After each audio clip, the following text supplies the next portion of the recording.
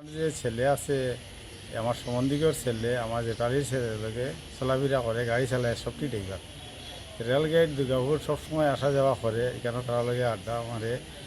আর BMS নিয়ে তারা খিতা বিষয় আসে আমি তা জানি না। তখন গত রাত্রে 2টার সময় তারা আরিফুল হক, সুশীল দাস, আশিস দত্ত করে আমার বাড়িতে আইয়া ডাক দিছে। আরিফুল হকরে তো আমি ভালো করে চিনি, অনেক দিন আগে থেকে রাজনীতিও চিনি। তখন আমি দরজা খুলিয়া দেখছি অনেক লোক রড লাঠি যাটা লিয়া তারা ডালাইয়া উপস্থিত।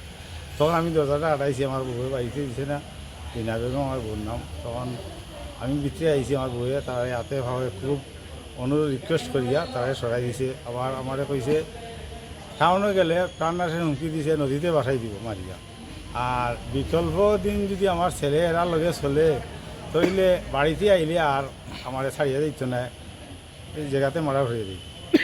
আমার ছেলের নাম বুড়ানুদ্দিন।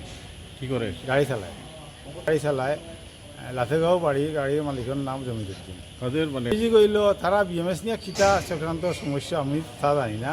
আমার ছেলে ওই যে তার মামাতো ভাই বা তার মাসির ভাই লোকে চলাফেরা করে, তো তারা গাড়ি চালায়, বিএমএসের কী সমস্যা কী আসার বিষয়ে আমি তা জানি না। অর্থ হইল আমার ছেলে তার মামাতো ভাই মাসির ভাই লোকে চলাফেরা করতো না। তাতে ওইটাই এফআইআর করছি। আমার মানে প্রাণনাশের হুমকি দিছে যখন, আমি প্রশাসনে ওটা লিখে দিয়েছি আমার, যাতে আমি সুরক্ষিত থাকি এই অবস্থার লাগে। কতজনের নামে মামলা করছেন? কতজন বলতে 3জনরে আমি মানে চিনি, বাকি এরারে আমি চিনি না। এমনি দেখলে চিনতাম, মানে মুখ চিনি, নাম থাম জানি না। কতজন আইছিল? আইসি অনুমান 7 থেকে 8 জন বা 10 জন এর ভিতরেই। মানে রাত্রে তো কিছু অন্ধকার, সব মানে বাইরে আসিল লোক, বেশি দেখছি না। মানে দরজার সামনে যে 7-8 জন এরাও দেখছি, আর কিছু না তাহলে আপনি জমা